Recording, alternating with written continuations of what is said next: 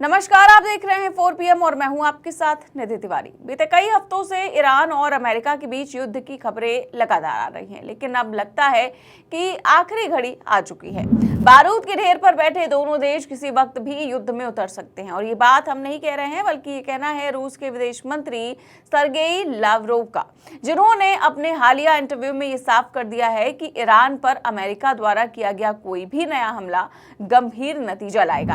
उनका ये बयान ऐसे समय पर आया है जब हाल ही में ईरान और रूस ने ओमान सागर और उत्तरी हिंद महासागर में संयुक्त नौसेना अभ्यास की घोषणा की है। मतलब एक तरफ यूएस होगा तो दूसरी ओर ईरान और रूस एक साथ लड़ते नजर आने वाले हैं। वहीं युद्ध को लेकर अमेरिका की ओर से आधिकारिक तौर पर कुछ नहीं कहा जा रहा है, लेकिन रिपोर्ट के मुताबिक अमेरिका इजरायल के साथ मिलकर युद्ध के लिए अपनी धार तेज कर रहा है। तो क्या सच में दोनों गुटों के बीच एक अहम युद्ध होने जा रहा है, या दोनों देशों के नेता बातचीत में कोई हल निकाल पाएंगे? वहीं क्या रूस की एंट्री से ट्रंप ठंडे पड़ जाएंगे? रूस के विदेश मंत्री ने अपने बयान में क्या कुछ बताया है, बताएंगे आपको अपनी इस रिपोर्ट में। आज सत्ता की आंखों में आंखें डालकर पत्रकारिता करना बेहद मुश्किल हो गया है। हम पर मुकदमों से लेकर चैनल को बंद करने का दबाव बनाया जा रहा है। मुश्किल दौर है, लेकिन हम हार नहीं मानेंगे। इसीलिए 4 PM को ज्यादा से ज्यादा ज्वाइन करें और स्वतंत्र पत्रकारिता को जिंदा रखने के लिए जितना हो सके हमारा आर्थिक सहयोग करें। उम्मीद है कि आपके सपोर्ट से ये जंग भी हम जीत जाएंगे। तो ईरान और अमेरिका के बीच युद्ध की आशंका तेज हो गई है। अमेरिकी मीडिया कई दिनों से ये खबर दे रहा है, लेकिन अब जिस तरह से रूस के विदेश मंत्री सर्गेई लावरोव ने ये बयान दिया है, उससे इस बार स्थिति गंभीर हो गई है। दरअसल रूसी न्यूज एजेंसी टास के अनुसार उन्होंने हाल ही में सऊदी अरब के टीवी चैनल को एक इंटरव्यू दिया है और इस इंटरव्यू में उन्होंने साफ शब्दों में कहा कि अगर ईरान पर नया हमला होता है तो उसके परिणाम अंतर्राष्ट्रीय समुदाय के लिए बेहद बुरे होंगे। उन्होंने दो टूक शब्दों में कहा कि इसके परिणाम बुरे होंगे। उनका बयान सीधे तौर पर अमेरिका को चेतावनी माना जा रहा है। उन्होंने ये भी याद दिलाया कि पहले भी ईरान पर हमले हो चुके हैं और अंतर्राष्ट्रीय परमाणु निगरानी में चल रहे ठिकानों को निशाना बनाया गया था। इतना ही नहीं, लावरोव ने आगे कहा कि अंतर्राष्ट्रीय परमाणु ऊर्जा एजेंसी के नियंत्रण वाले परमाणु स्थलों पर पहले भी हमले हो चुके हैं।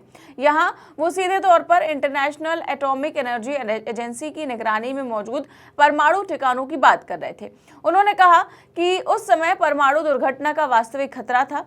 स्थिति इतनी गंभीर हो गई थी कि अगर जरा सी चूक हो जाती तो एक बड़ी परमाणु त्रासदी हो सकती थी। उनका साफ आरोप था कि ऐसे हमले अंतर्राष्ट्रीय व्यवस्था को हिला देते हैं। उन्होंने कहा कि हमारे ईरानी सहयोगियों से मिले आंकड़ों के मुताबिक फिलहाल स्थिति कमोवेश स्थिर है, लेकिन परमाणु केंद्रों पर हुए हमलों ने ईरान को ये सोचने पर मजबूर कर दिया है कि परमाणु सामग्री की भौतिक सुरक्षा कैसे सुनिश्चित की जाए। उन्होंने दोहराया कि ये सामग्रियां IAEA के नियंत्रण में है और इन्हें छुआ नहीं जा सकता। अब देखिए, लावरोव का ये इंटरव्यू ऐसे समय पर आया है जब वॉशिंगटन और तेहरान के बीच बढ़ते संकट को टालने के लिए जिनेवा में अप्रत्यक्ष वार्ता आयोजित की गई। ये वार्ता दोनों देशों के वार्ताकारों के बीच हुई, यानी एक तरफ कूटनीतिक बातचीत चल रही है तो वहीं दूसरी ओर जंग की आहट भी तेज होती जा रही है। यही विरोधाभास इस पूरे संकट को और ज्यादा खतरनाक बना रहा है।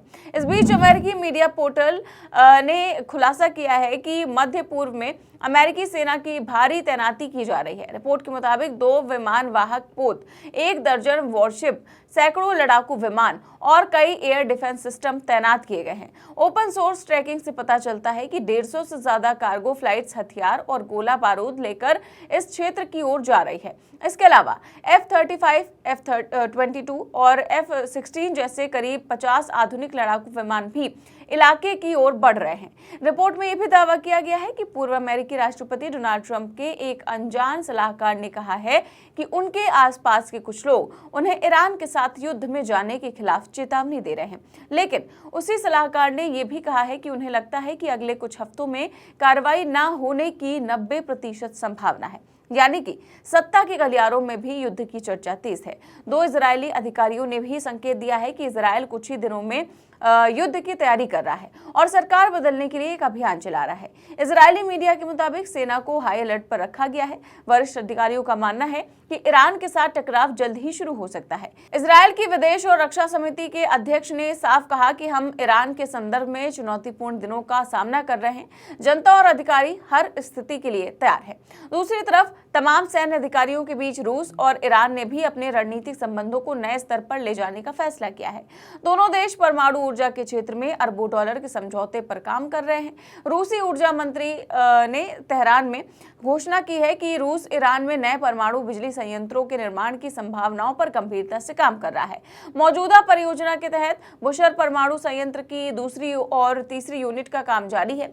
और बता दें कि सितंबर 2025 में दोनों देशों के बीच दक्षिण पूर्वी ईरान में परमाणु संयंत्र बनाने के लिए 25 अरब डॉलर का समझौता हुआ था। एक संयुक्त कार्य समूह अगले 3 महीनों में अतिरिक्त हाई पावर और लो पावर यूनिट्स के लिए प्रस्ताव पेश करेगा। यानी कि सिर्फ सैन्य नहीं बल्कि परमाणु ऊर्जा के क्षेत्र में भी दोनों देश अपनी साझेदारी मजबूत कर रहे हैं। गुरुवार से ओमान की खाड़ी और उत्तरी हिंद महासागर में रूस और ईरान की नौसेनाओं का संयुक्त युद्धाभ्यास शुरू हो गया है। इस अभ्यास का मकसद समुद्री सुरक्षा को मजबूत करना और आपसी सहयोग बढ़ाना बताया गया है। रूसी नौसेना कमांडर एलेक्सी सर्गेव ने इस साझेदारी को करीबी और मैत्रीपूर्ण बताया, लेकिन कूटनीतिक विश्लेषकों का मानना है कि यह अभ्यास अमेरिका और इजरायल के लिए साफ संदेश है कि वो कोई नादानी ना करे। हालांकि युद्ध की आहट के बीच कूटनीतिक रास्ते अभी पूरी तरह से बंद नहीं हुए हैं। लड़ाई को अभी भी बातचीत के जरिए सुलझाया जा सकता है। जिनेवा में ईरान और अमेरिका के बीच दूसरे दौर की अप्रत्यक्ष परमाणु वार्ता हुई है। ईरान के विदेश मंत्री सैयद अब्बास ने इसे सकारात्मक बताया है, लेकिन अमेरिका ने साफ चेतावनी दी है कि वो ईरान को किसी भी कीमत पर परमाणु हथियार हासिल नहीं करने देगा। पश्चिमी अधिकारियों के अनुसार चिंता की सबसे बड़ी वजह यह है कि ईरान के पास अब 60% तक संवर्धित यानी कि एनरिच्ड यूरेनियम है। ये स्तर हथियार बनाने की सीमा के बेहद करीब माना जाता है।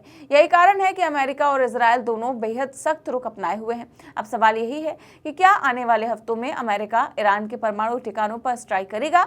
अगर ऐसा होता है तो ये संघर्ष कुछ घंटों या दिनों तक सीमित नहीं रहेगा, बल्कि हफ्तों तक चलने वाले युद्ध में बदल सकता है। रूस पहले ही साफ कर चुका है कि किसी भी हमले को गंभीर नतीजे की ओर देखा जाएगा। खाड़ी और अरब देश भी तनाव बढ़ाने के खिलाफ नजर आ रहे हैं, क्योंकि उन्हें पता है कि यह आग से खेलने जैसा है। तो दुनिया इस वक्त सांसें रोककर देख रही है कि आगे क्या होगा। एक तरफ सैन्य जमावड़ा है, दूसरी तरफ परमाणु ठिकानों पर हमले का खतरा, तीसरी तरफ कूटनीतिक वार्ता जारी है। लेकिन जमीन पर जो हालात बन रहे हैं वो ये संकेत दे रहे हैं कि स्थिति बेहद नाजुक है। अगर एक भी चिंगारी भड़की तो पूरा इलाका जंग की आग में झुलस सकता है। रूस की सीधी चेतावनी, अमेरिका की भारी सैन्य तैनाती, इजरायल का हाई अलर्ट, ईरान का 60% तक एनरिच्ड यूरेनियम और समुद्र में रूस ईरान का संयुक्त युद्धाभ्यास, ये सब मिलाकर बता रहे हैं कि ये सिर्फ बयानबाजी नहीं है। हालात सच में खतरनाक मोड़ पर पहुंच चुके हैं। अब देखना यह है कि बंदूकें बोलेंगी या बातचीत का रास्ता निकलेगा।